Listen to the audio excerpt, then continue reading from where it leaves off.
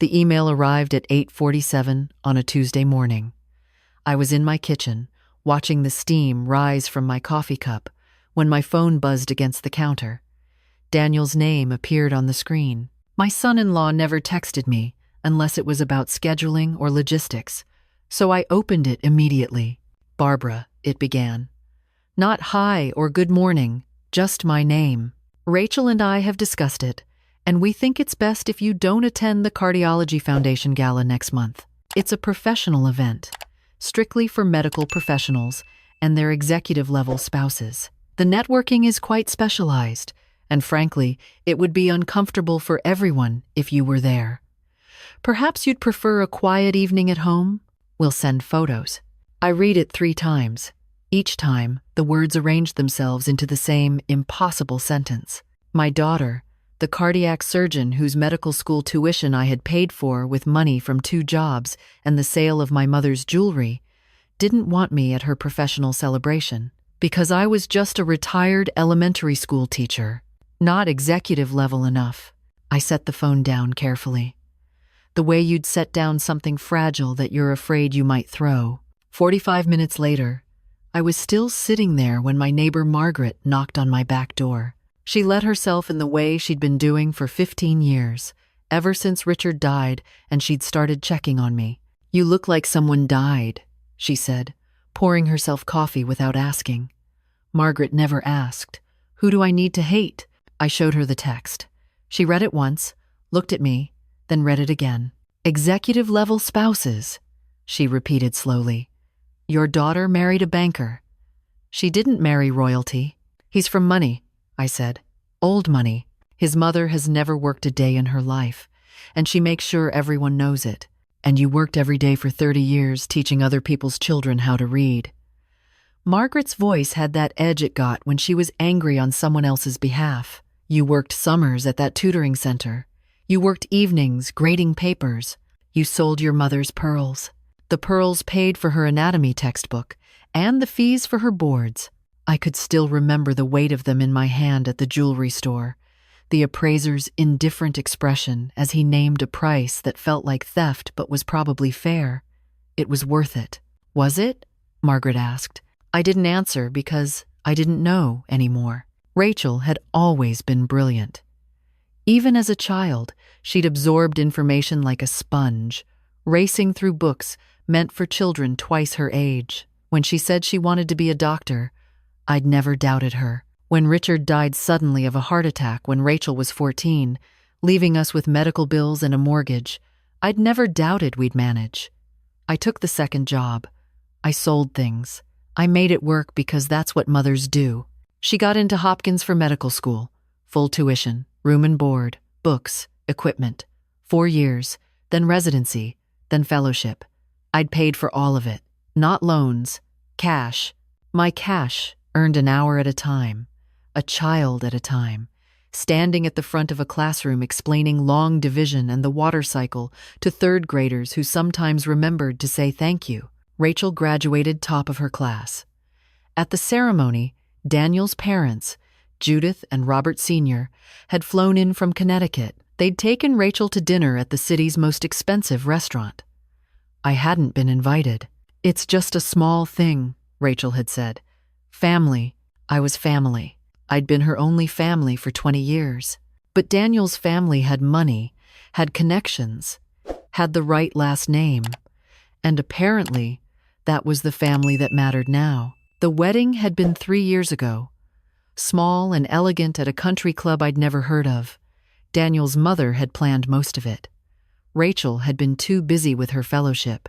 I'd worn a dress I'd found on sale and had felt underdressed the entire evening. At the reception, someone had asked me what I did, and when I said I'd been a teacher, they'd made a sympathetic noise and changed the subject. After the wedding, the distance had grown. Phone calls became shorter. Visits became less frequent. Rachel was busy, I told myself. She was building her career. That was natural. Then, last year, Rachel and Daniel had their son, Noah. I'd rushed to the hospital the day he was born, but Daniel had been there at the door of the private suite, explaining that Rachel needed rest, that too many visitors would be overwhelming. that they'd let me know when I could come back. I'd held Noah for 15 minutes 2 days later. Daniel's mother had been there for the birth. Now, Noah was starting preschool. Not just any preschool. A private academy that cost more than my annual salary had been. They'd had an orientation for families last month. I'd asked if I could come. "It's really for parents only," Rachel had said. And they specifically mentioned that they wanted to keep it to parents and active professionals in the community for networking purposes. "I could still come," I'd suggested. "I'm his grandmother." "Mom." Rachel's voice had that strained quality it got lately when she talked to me. "Daniel's colleagues will be there. It's important we make the right impression. You understand, don't you?" I'd said I understood. I'd lied. The email about the gala was just the latest in a series of small exclusions, small reminders that I no longer fit into my daughter's life. Each one had stung, but I'd absorbed them, telling myself I was being sensitive, that Rachel was just busy, that this was normal. But this felt different. This felt like a door closing. Margaret was still in my kitchen, scrolling through her phone. "You know what you should do?" she said. "You should respond to this email with a bill, itemized, every cent you spent on her education, with interest." "I didn't do it for repayment." "I know you didn't. But maybe Daniel needs to understand what executive level actually cost." I took my phone back. "I'm not going to make this worse." "How could it possibly be worse? Your own daughter doesn't want you at her event because you don't meet some arbitrary status requirement." Margaret stood up, agitated. "Do you even know what you spent? Total?" I knew exactly. $247,612. I'd kept every receipt, every statement, not for Rachel but for myself, to remind me in the hard moments why I was working the extra hours, why I was saying no to small luxuries, why I was eating ramen so she could eat balanced meals during exam season. "It doesn't matter," I said. "It matters," Margaret insisted. "It matters because she's forgotten what you gave up, what you sacrificed. And that banker she married is treating you like I'm not good enough," I finished quietly. Margaret's expression softened. "You're worth 10 of him. He doesn't think so. And apparently, neither does Rachel." I didn't respond to Daniel's email. What would I say? "You're right. I'm not executive level enough to celebrate my daughter's success. Sorry for being poor. Thank you for reminding me of my place." Instead, I deleted it and tried to pretend it didn't exist. But 3 days later, something else happened that I couldn't pretend away. I got a call from Riverside Country Club. I didn't know anyone at Riverside Country Club. I'd never even driven past it. It was on the wealthy side of town, where the houses sat behind gates and the lawns were professionally manicured. "Mrs. Fisher?" the woman on the phone said. "This is Amanda from Riverside's membership committee. We're processing Daniel and Rachel Chen's application, and you're listed as a character reference. Do you have a few minutes to answer some questions?" I sat down hard in my chair. "I'm listed as what?" "A character reference. It's standard procedure for new applications. We like to speak to family members and professional references." "Daniel didn't ask me," I said slowly. There was a pause. "Oh, that's unusual. I'm sorry. I assumed you knew. He listed you as his mother-in-law and provided your contact information." My hands were shaking. "What kind of questions?" "Just basic things. How long you've known the family, your impression of their character, their community involvement. And we do ask about financial stability and professional standing." "I see." My voice sounded strange, distant. "And you need this for membership?" "It's part of our vetting process, yes. Riverside is very selective. We want to ensure all our members meet our community standards." Community standards. Code for wealthy. Code for the right kind of people. "Mrs. Fisher, are you still there?" "I'm here." I took a breath. "When did you say Daniel submitted this application?" "Let me check."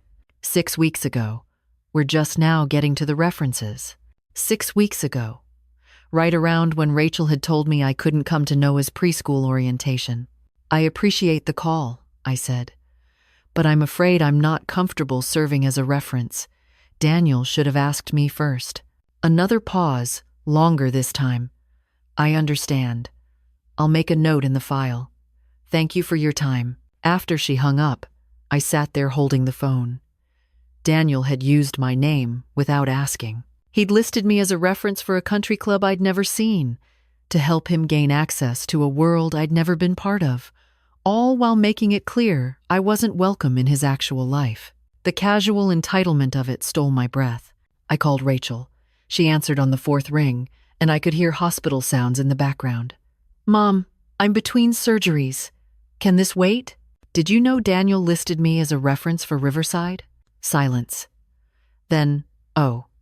He mentioned he was going to. He didn't mention he was going to ask me first. Mom. That strained voice again. It's just a formality.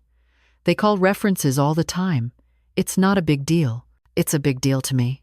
He used my name without my permission. Your family. He probably thought it was fine. Family. I heard my voice rise and tried to control it. Family that's not executive level enough to attend your gala? Rachel sighed. You saw Daniel's email. He texted me, told me to stay home. He was trying to be tactful. The gala is really industry-focused. You'd be bored. I wouldn't be bored watching my daughter receive recognition for her work. My throat was tight. I'd be proud. But apparently, my pride isn't the right kind either. That's not fair, isn't it? I'm not welcome at your events. I'm not welcome at your son's school functions. But I'm useful as a reference for Daniel's country club application. Mom? You're being dramatic. Am I? The words came out sharper than I intended. Your husband used my name without asking to help him join a club I could never afford. But I'm not good enough to attend your professional celebration. Explain to me how I'm being dramatic. I don't have time for this right now. Rachel's voice had gone cold. I have a patient waiting. Of course you do. You're always too busy. What is that supposed to mean? Everything I'd been holding back for 3 years pushed against my throat. It means I paid for your education. It means I worked 2 jobs so you could focus on your studies. It means I sold my mother's jewelry so you could take your board exams. And now you don't have time for me unless it's convenient. I never asked you to do any of that. The words hit like a slap. No, I said quietly.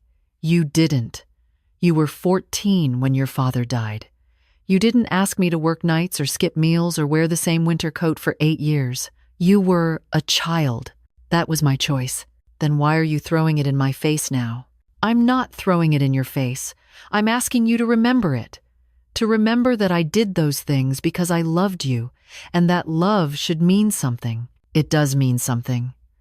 But you can't expect me to live my whole life grateful. You can't expect me to include you in everything just because you paid for school. I don't expect gratitude. I expect respect. I expect basic decency. I expect not to be treated like an embarrassment.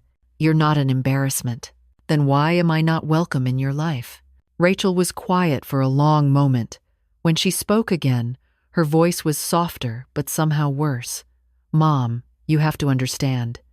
Daniel's family, his colleagues, they're different. They have expectations, standards, and I don't meet them. That's not what I'm saying. Then what are you saying? I'm saying that it's easier if we keep things separate. Your world and mine, it's just easier. I closed my eyes. I understand. Good. Look, I really do have to go. We'll talk later, okay? She hung up before I could respond. I sat there in the silence of my small house, the house I'd bought with Richard 35 years ago, the house where Rachel had learned to walk and read and dream of becoming a doctor, the house that apparently belonged to the wrong world. Margaret came over that evening and found me in my garden, pulling weeds with more force than necessary. You're going to destroy your roses, she observed. My roses will survive. She sat down on the bench Richard had built. What happened? I told her about the country club, about the conversation with Rachel. Margaret listened without interrupting, which was unlike her and somehow made it worse. When I finished, she said, "What are you going to do?" "What can I do? She's my daughter. I can't force her to want me in her life. You could stand up for yourself." I tried that. You heard how it went. Try harder. Margaret leaned forward. Barbara, I've known you for 15 years. You fought for that girl every single day. You fought the school system when they wanted to hold her back in second grade because she was too advanced and socially immature.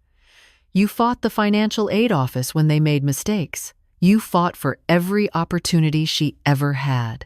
When did you stop fighting? When she stopped wanting me to. Bullshit. Margaret's voice was gentle, despite the word. You stopped fighting because you're afraid. You're afraid that if you push back, you'll lose her completely. But Barbara, you've already lost her. She's already gone. The only question now is whether you're going to lose yourself too. That night, I couldn't sleep. I kept thinking about what Margaret had said, about the version of myself I'd been when Rachel was young. That woman had been fierce. She'd advocated for her daughter, for her students, for anyone who needed a voice. When had I become so small? When had I accepted being treated as less than? I got up around 2 in the morning and went to my home office. I kept my old teaching materials there, lesson plans and student work from 30 years of elementary school classrooms. I pulled out a box at random and found myself looking at essays written by third graders from 2008. One caught my eye. What I Want to Be When I Grow Up by Marcus James. I want to be a teacher like Mrs. Fisher because she believes in me even when I get math wrong. She says, mistakes are how we learn. She says, I'm smart even though I'm in the slow group. When I'm a teacher, I'm going to be like her and make kids feel smart too. I'd forgotten Marcus, or rather, I'd forgotten that particular moment, though I remembered him. He'd struggled with multiplication, had been convinced he was stupid because he needed extra time. I'd worked with him every day during lunch, breaking down the concept in different ways until it clicked. He'd been so proud when he finally got it. I wondered where Marcus was now, whether he'd become a teacher, whether he remembered me. I pulled out another box, more student work, then a folder of letters from parents, thanking me for helping their children, notes from former students who'd gone on to college, crediting me with their love of learning. I'd spent 30 years doing this. 30 years shaping young minds, building confidence, teaching children that they were capable of more than they believed. How many students had I taught? How many lives had I touched in small but meaningful ways? Rachel's work was important. Cardiac surgery saved lives in dramatic, measurable ways. But my work had mattered too, just differently. Smaller scale, perhaps, but no less valuable. I sat surrounded by boxes of memories until dawn broke, and somewhere in those quiet hours, something shifted inside me. By the time Margaret knocked on my door the next morning with coffee and bagels, I'd made a decision. I'm going to volunteer at the Riverside Community Center, I said without preamble. Margaret set down the coffee. Okay. Why? Because they have a literacy program for kids who are struggling. I saw the flyer last month and thought about it, but I was waiting for Rachel to need me for babysitting or something. I was keeping my schedule open for her, but she doesn't need me, so I'm going to do something that matters. That's good, Margaret said carefully. But is this about doing something that matters, or about proving something to Rachel? Both. Maybe, I don't know. Does it have to be one or the other? No, Margaret admitted. But make sure you're doing it for yourself, not just to make a point. I'm doing it because sitting in this house waiting for my daughter to decide I'm worth her time is killing me. I'm doing it because I spent my whole life teaching, and I'm good at it, and I miss it. And yes, I'm doing it because I need to remember that my worth isn't defined by whether Rachel wants me at her gala. Margaret smiled. There she is. There's the Barbara I know. The Riverside Community Center was located in the part of town I knew well, the part where houses were smaller and older, where families worked multiple jobs and stretched dollars in ways Daniel and his country club couldn't imagine. The literacy program met twice a week, helping elementary school students who were behind in reading. The coordinator, a woman named Patricia who looked about my age, seemed thrilled to have an experienced teacher volunteer. Most of our volunteers are college students doing service hours, she explained. They're great, but they don't have the classroom experience. These kids need someone who understands how to reach struggling readers, someone patient. I taught third grade for 30 years, I said. Patient was my job description. She laughed. When can you start? Today? I was paired with a boy named Jaden, 8 years old, reading at a kindergarten level. He had the defensive posture of a child who'd been told too many times that he was behind, that he wasn't smart enough, that he needed to try harder. I recognized that posture. I'd seen it hundreds of times. Hi, Jaden, I said, sitting across from him at the small table. I'm Mrs. Fisher. I hear you're working on reading. He shrugged, not meeting my eyes. That's cool. Reading can be tricky. I had a student once who couldn't read at all in third grade. Everyone said he'd never catch up. But you know what?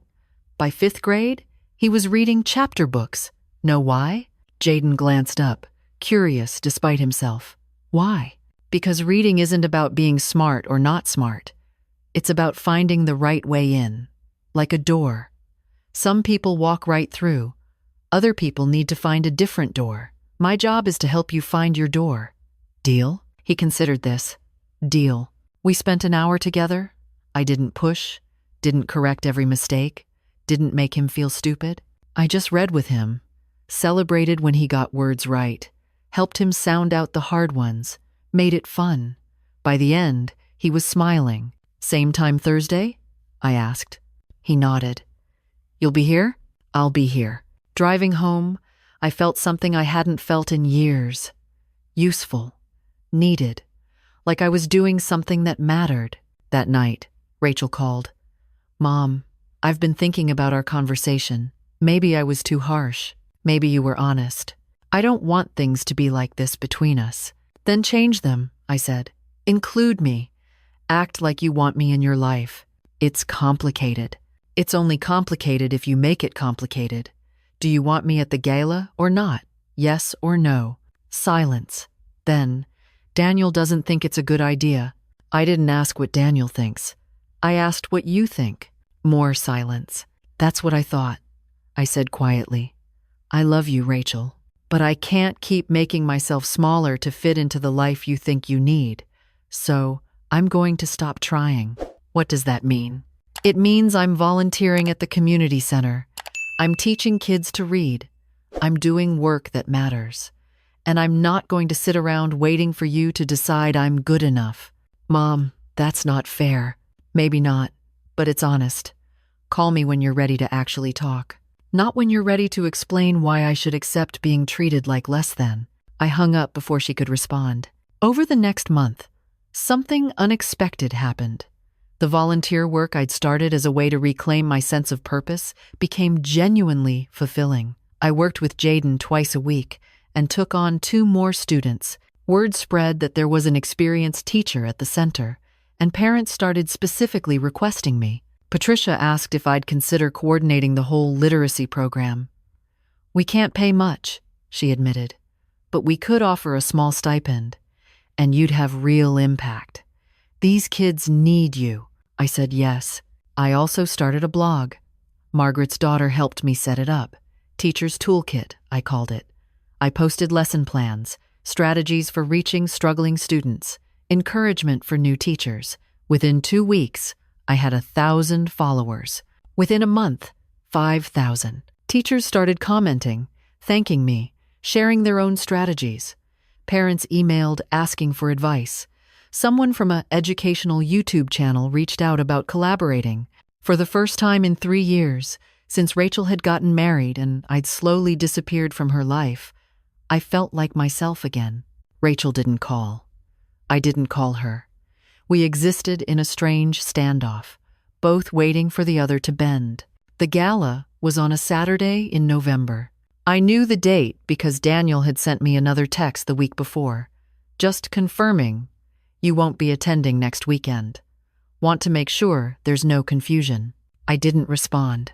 That same day, Patricia called. Barbara, I just got off the phone with Channel 7.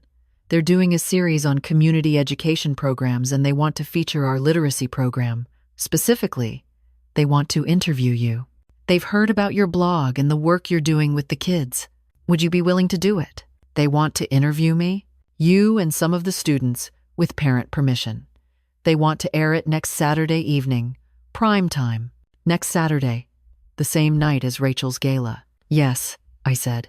I'll do it. The interview was filmed on Thursday. The reporter, a young woman named Lisa, was thorough and kind. She talked to Jaden, who proudly read a paragraph from a second-grade book, 2 grade levels higher than where he'd started. She talked to parents. She talked to other volunteers. And she talked to me, asking about my teaching philosophy, about why I volunteered, about what I hope to achieve. I spent 30 years teaching, I said to the camera. And the thing about teaching, the thing people don't always understand, is that success isn't always dramatic. It's not about the straight-A students who were going to succeed anyway. It's about the kid who finally understands fractions, the kid who discovers they actually like reading, the kid who realizes they're smarter than they thought. Those small moments, they're everything. They're why I taught. They're why I still teach. Do you have children? Lisa asked. A daughter. She's a cardiac surgeon. She must be proud of you. I smiled, but it felt tight. I'm proud of her. Saturday evening arrived. I was at home, alone, wearing comfortable clothes instead of the dress I'd bought months ago for a gala I'd never attend. The news special aired at 7 o'clock. I watched myself on screen, listened to myself talk about teaching and purpose and the importance of reaching struggling students. I watched Jaden read, his face bright with pride. I watched parents cry as they talked about how the program had changed their children's lives. And then my phone started buzzing. Former students, people I hadn't heard from in years, texting and calling. Mrs. Fisher, I saw you on the news. You were my 3rd grade teacher in 1996. You helped me learn to love reading. You told me I was smart when everyone else said I was slow. I'm a teacher now because of you, Margaret called. Barbara, turn on your laptop. Check your blog. I did. The follower count was climbing in real time. 10,000, 12,000, 15,000. My email inbox was flooded with messages from teachers, parents, former students, people sharing their stories, thanking me, asking questions. Patricia called. Barbara, we've had 37 inquiries about the program in the last hour. 37! Volunteers, donors, parents wanting to enroll kids. This is incredible. Around 9 o'clock, Rachel called. I let it ring twice before answering. Hello, Mom. Her voice sounded strange. I saw the news. I'm surprised you had time. Isn't the gala tonight? I'm at the gala. Everyone's talking about it. One of Daniel's colleagues saw it and recognized your name and told everyone that you're my mother. My colleagues have been coming up to me all night, asking why I never mentioned you were doing this work, why I never mentioned your blog. I didn't know you'd want to mention it. Mom, don't. Don't what? I'm genuinely asking. You made it clear I don't fit into your professional life. I'm not executive level enough. Remember? I saw the interview, Rachel said, and her voice cracked. I saw you with those kids. I saw their parents talking about how you changed their lives. And I realized I've been an idiot. I waited. Daniel just told me that his colleague, Dr. Morrison, the head of cardiology at St. Thomas, just told me that you taught his dyslexic son 15 years ago, that you spent your lunch periods helping him learn to read. That Dr. Morrison credits you with his son's success. His son is in medical school now. I remember Tyler, I said. Sweet kid. Struggled with reading. Very bright, though. He just needed time and a different approach. Dr. Morrison asked me how often you visited us. He was excited to reconnect with you, to thank you. And I had to stand there and admit that I barely see you, that I didn't even invite you to this gala. You didn't invite me because your husband was embarrassed by me. Yes, Rachel whispered, and I let him. I let Daniel decide that you weren't impressive enough, weren't professional enough, weren't worth including. I let him treat you like you were an embarrassment when you're... Mom, you're not an embarrassment. You're incredible. You always were. I just forgot. I closed my eyes. You didn't forget. You chose to see me the way Daniel's family sees me, as less than. I know. She was crying now. I know I did. And I don't know how to fix it. Do you want to fix it? Or do you just feel guilty because people found out? Both, she said honestly. I feel terrible because people know, because your work is being celebrated and I excluded you. But Mom, I also feel terrible because I hurt you, because I've been hurting you for 3 years, and I told myself it was necessary, that it was about Daniel's career and fitting in and making the right impression. But the truth is, I was ashamed. Of me? Of where I came from. Of being the scholarship kid. Of having a mother who taught elementary school instead of sitting on charity boards. Daniel's family made me feel like I had to hide my background to be taken seriously. And I let them. I let them make me ashamed of the person who sacrificed everything to get me here. I was crying too now. I would never have been ashamed of you, no matter what you did, no matter where you ended up. That's what unconditional love means. I know, and I'm so sorry. Sorry isn't enough, Rachel. I need you to understand what you've done. You've made me feel worthless. You've made me feel like my entire life's work means nothing because I don't have money or status. You've made me feel like I'm not good enough to be around my own grandson, and you did it while benefiting from everything I gave you. You're right. You're absolutely right. I don't know how to make this better. You start by deciding whether you're going to keep choosing Daniel's worldview or remember where you came from. You start by deciding whether you're going to let his family's prejudices define your relationships. You start by asking yourself whether being in the right social circle is worth losing your mother. It's not, she said immediately. It's not worth it. Mom, I don't want to lose you. Then you need to make different choices. And you need to understand that I'm not going to wait around hoping you'll eventually decide I'm worthy of your time. I have a life now. I have work that matters. I have students who need me. I don't need you to validate me anymore. I want to be part of your life. I want Noah to know you, really know you, not just see you once every few months. I want him to understand what you did for me, what you do for all those kids. That sounds nice, I said. But Rachel, wanting isn't enough. You have to actually do it. And that means standing up to Daniel. It means telling his family that you're proud of where you come from. It means including me, even when it's inconvenient or doesn't fit the image you're trying to project. I can do that. Can you? Or will you do it for a few weeks until the guilt fades, and then we'll slip back into this pattern? I won't. I promise. Your promises don't mean much right now. She was quiet for a long moment. What do you need from me? I need you to leave the gala. Right now. Come to my house. Meet me in the place where I raised you, in the world you're so eager to escape, and talk to me. Actually talk. Not a phone call where you say sorry and then go back to your elegant life. If you mean what you're saying, prove it. Okay, she said. I'm leaving now. What about Daniel?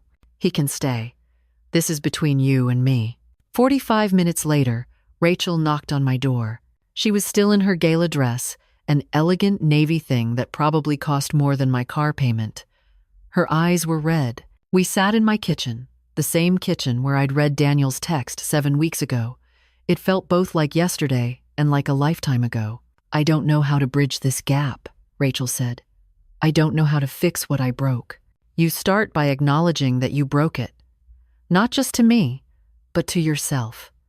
You need to understand why you made the choices you made. I was trying to fit in.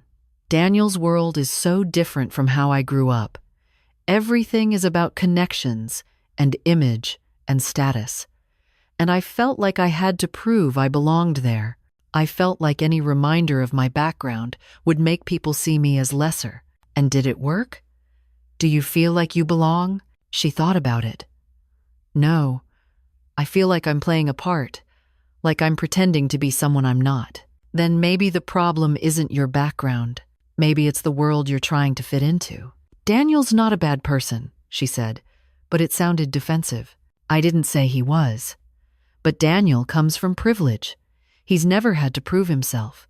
He's never had to work 3 jobs or sell his belongings to pay for school. He doesn't understand sacrifice because he's never had to make any. And he can't understand why you'd want to maintain connections to a world he sees as beneath him. That sounds bad when you say it like that. It is bad, Rachel. He used my name without asking. He told me not to come to your gala. He's made it clear that I'm an embarrassment to your new life, and you let him.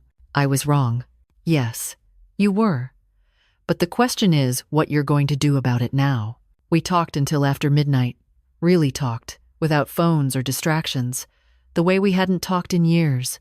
Rachel told me about the pressure she felt, about Daniel's family's expectations, about how she'd convinced herself that distance from her past was necessary for her future. I told her about the volunteer work, about the blog, about rediscovering my sense of purpose.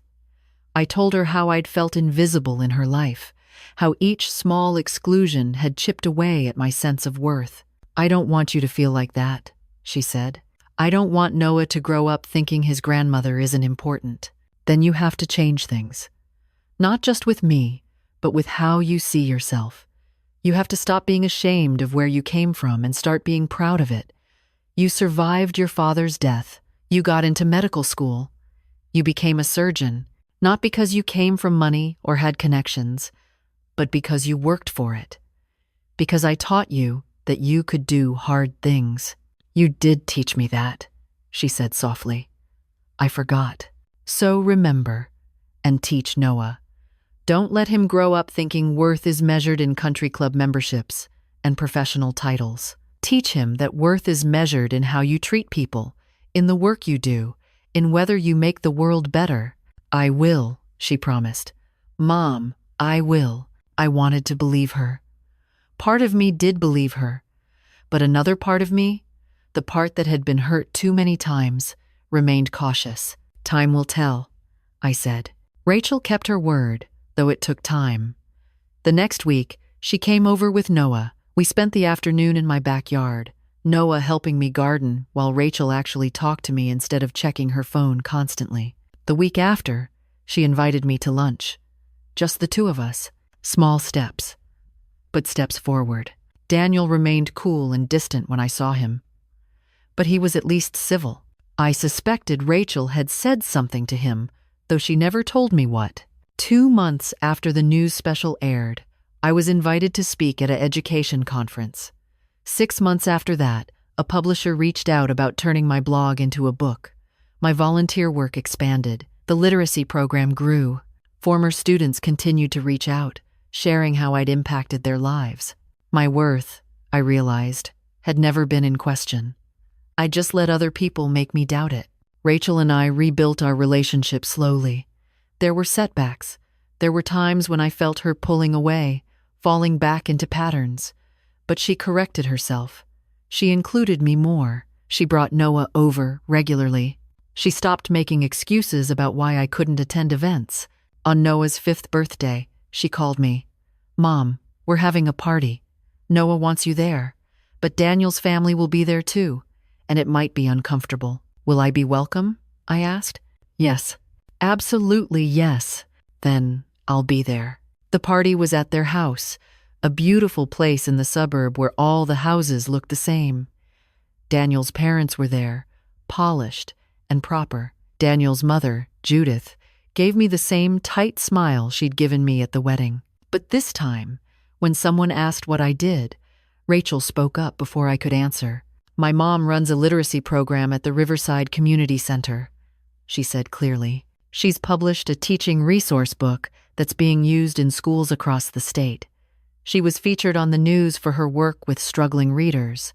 And before that, she taught elementary school for 30 years, including teaching the son of Dr. Morrison at St. Thomas. Daniel's mother's expression shifted. Morrison? Robert Morrison? His son, Tyler, I confirmed.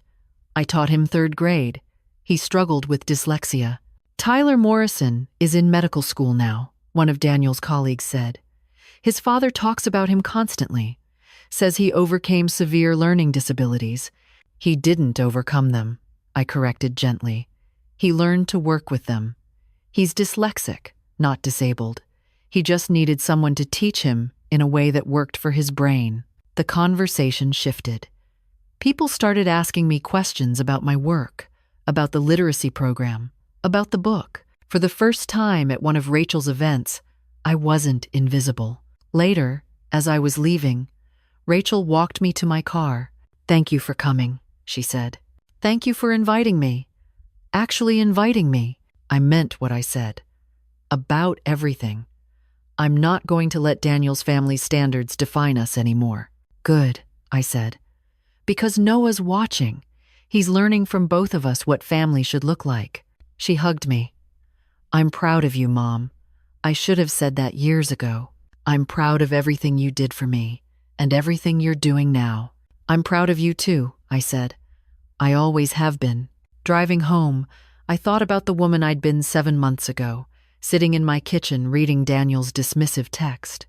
She'd felt small and worthless and invisible. I wasn't that woman anymore. I'd rediscovered that my worth wasn't dependent on my daughter's recognition or my son-in-law's approval. My worth was in the work I'd done, the lives I'd touched, the students I'd helped. It was in the teacher I'd been and still was. It was in the woman I'd always been but had forgotten. Rachel's journey back to me mattered. Our healing mattered. But even if she hadn't changed, even if she'd continued to exclude me, I would have been okay. Because I'd learned the most important lesson, the one I'd been teaching my students for 30 years, but had forgotten to apply to myself. Your worth isn't defined by other people's perception of you. It's defined by who you are when no one's watching, by the work you do when no one's applauding, by the lives you touch in quiet, unremarkable ways that somehow change everything. I didn't need Rachel to see my value. I didn't need Daniel to respect me. I didn't need anyone's permission to be proud of my life. I'd already lived a life that mattered. I'd already made a difference, and I wasn't done yet. The rest was just noise.